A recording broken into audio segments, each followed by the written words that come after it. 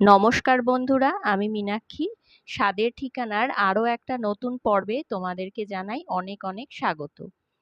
আজকে তোমাদের সঙ্গে শেয়ার করব একটা খুবই স্বাস্থ্যকর এবং ভীষণ সুস্বাদু ব্রেকফাস্ট রেসিপি।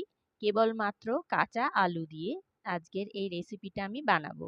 তার জন্য কিন্তু তোমরা পুরো রেসিপিটা অবশ্যই দেখো। এটা কিন্তু ভীষণই সহজ আর খুবই কম উপকরণে তৈরি হয়ে যাওয়া একটা রেসিপি, যেটা সকালের ঝটপট তোমরা বানিয়ে ফেলতে পারো সকালের ব্যস্ততায়, বা সন্ধেবেলার জলখাবারেও বানিয়ে ফেলতে পারো।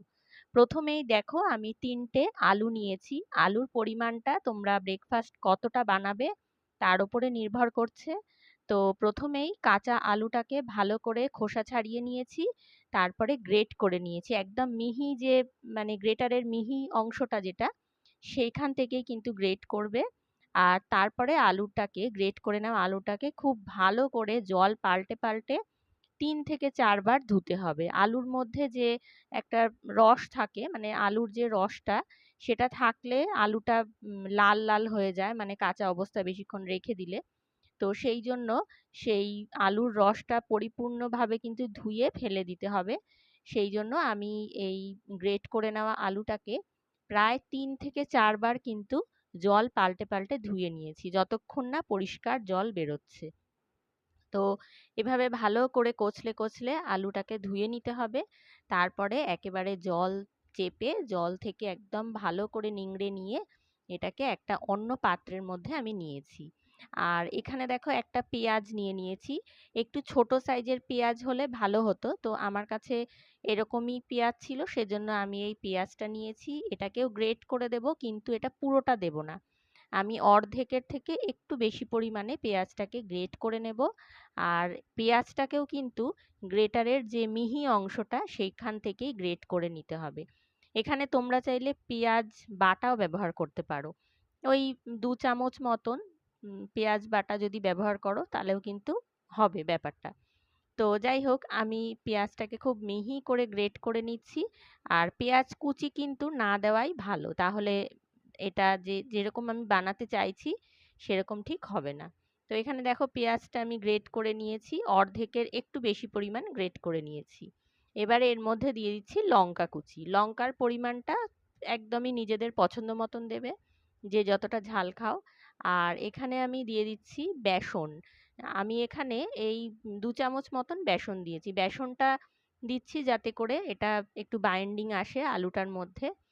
আর এরপরে যেটা দেব সেটা হচ্ছে কর্নফ্লাওয়ার। কর্নফ্লাওয়ারটা একটু বেশি পরিমাণে দিতে হবে। কর্নফ্লাওয়ার আমি এখানে 3 চামচ দিয়েছিলাম প্রথমে, তারপরে আমার প্রয়োজন মতন আমি আরো 1 চামচ মতন অ্যাড করেছি। এবারে দিয়ে দিচ্ছি স্বাদের জন্য লবণ, সামান্য পরিমাণে, মানে যেটুকু লবণের প্রয়োজন সেটুকুই দিয়েছি। আর এখানে দিয়ে দিচ্ছি কাশ্মীরি লাল লঙ্কার গুঁড়ো। এটা কিন্তু ঝালের জন্য না। আর এরপরে দিয়ে দিচ্ছি সামান্য একটুখানি চাট মশলা। চাট মশলা না থাকলে তোমরা একটু আমচুর পাউডারও দিতে পারো। এবারে এই সমস্ত কিছুকে খুব ভালো করে মেখে নিতে হবে। আর যেহেতু লবণ দেওয়া হয়েছে সেই জন্য কিন্তু আলুর থেকে জল ছাড়বে, সেই জন্য কোনো রকম জল দেওয়ার প্রয়োজন নেই। একেবারেই জল ছাড়া এটাকে মেখে নিতে হবে। বেশ একটা থকথকে মতন একটা আঠালো মিশ্রণ তৈরি হবে।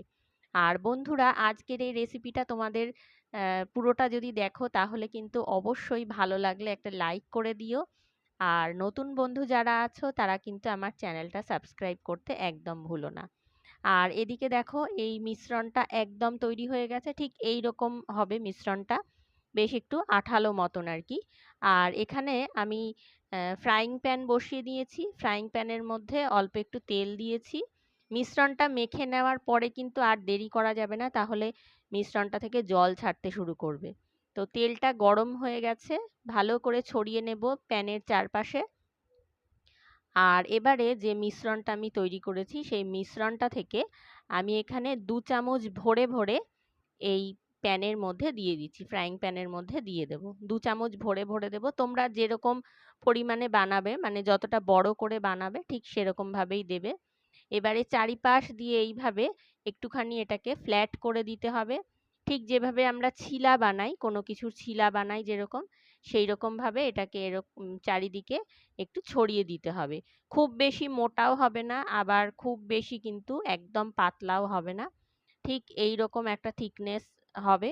এটা কিন্তু পেট ভরার পক্ষে যথেষ্ট, একটা কি দুটো খেলেই যথেষ্ট পরিমাণে পেট ভরে যাবে। আর চারিপাশটা আমি একটু চামচের সাহায্যে একটু রাউন্ড শেপ দিয়ে নিচ্ছি, একটু সমান করে নিচ্ছি। এবারে ঢাকনা চাপা দিয়ে মিনিট 5 মতন একদম লো ফ্লেমে এটাকে একটু রান্না করে নেব, একটা পিঠ যাতে আলুটা সেদ্ধ হয়ে যায়। এবারে দেখো, যেহেতু এর মধ্যে কর্নফ্লাওয়ার দেওয়া হয়েছে, সেই জন্য খুব সহজেই কিন্তু এটা উঠে আসবে। আর কর্নফ্লাওয়ারের দেওয়ার ফলে এটা অনেকটাই ক্রিস্প হবে। এমনি সাধারণ গোলা রুটি যেরকম হয় সেরকম কিন্তু নরম হবে না, এটা ক্রিস্প হবে বেশ অনেকটা।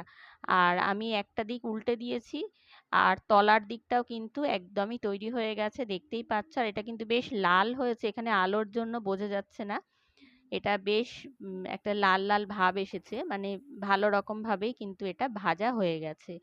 এবারে আমি তুলে নিচ্ছি একটা প্লেটের ওপরে। এখন নিশ্চয়ই তোমরা কালারটা বুঝতে পারছো, বেশ একটা মানে মুচমুচে ভাব চলে এসেছে ওপর দিকটায়। আমি যে মিশ্রণটা বানিয়েছিলাম সেটা দিয়ে আরো একটা বানিয়ে নিয়েছি। দেখতেই পাচ্ছ কতটা সুন্দর হয়েছে এটা দেখতে, আর খেতেও কিন্তু ততটাই সুন্দর। তোমাদেরকে অনুরোধ করব বাড়িতে কিন্তু এটা অবশ্যই বানিও, আর খুবই কম সময়ে তৈরি হয়ে যায়। আর উপকরণও কিছুই, এমন কিচ্ছু উপকরণ কিন্তু লাগছে না, খুবই অল্প কিছু উপকরণ দিয়েই কিন্তু এটা আমি বানিয়ে ফেলেছি। এবারে এটাকে এরকম ভাবে টুকরো টুকরো করে কেটে নেব, 4 টুকরো করে আমি ছিলাগুলোকে কেটে নিয়েছি। আর মনের মতন করে সাজিয়ে যে কোনো ধরনের সস দিয়েও এটা ভালো লাগবে, বা সস ছাড়াও শুধুও এটা কিন্তু খেতে অসাধারণ লাগবে। তো আর দেরি না করে বাড়িতে অবশ্যই বানিও, আর কমেন্টে আমাকে কিন্তু জানাতে ভুলো না যে আজকের এই রেসিপিটা, এই আলু ছিলার রেসিপিটা তোমাদের ঠিক কেমন লাগলো। আর যদি ভালো লেগে থাকে তাহলে কিন্তু আবারও বলবো, ভিডিওটাতে একটা লাইক করে দিও। আর যারা নতুন দেখছো আজকে, তাদেরকে অনুরোধ করব আমার চ্যানেলটা সাবস্ক্রাইব করে দিয়ে বেল বাটনটা প্রেস করে দিতে। আজকের মতন এইটুকুই, ধন্যবাদ।